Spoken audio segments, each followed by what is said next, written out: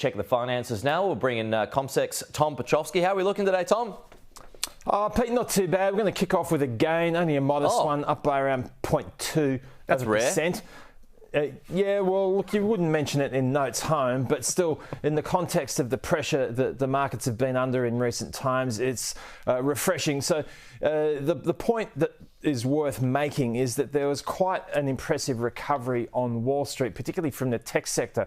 It has been marked down aggressively over the course of recent weeks because of the march higher when it comes to both long and short-term interest rates. And just to highlight that, since the latter part of July, you've seen the Nasdaq fall by about 9%, which is a pretty meaningful decline. Again, it reflects that perception that interest rates are going to be higher in the medium term. But last night, the Nasdaq led the recovery. It was up by almost 1.6%.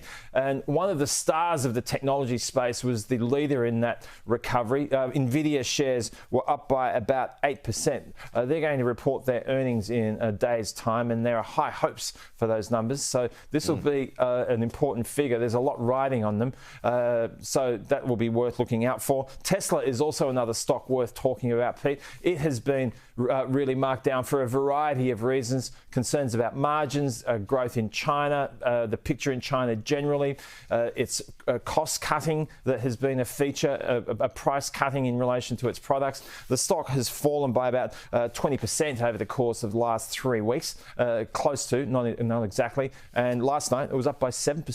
So that was a pretty decent recovery. Yeah. European stocks were a bit mixed. The numbers out of China yesterday in relation to the cuts to interest rates weren't great, and that cast a shadow over European markets.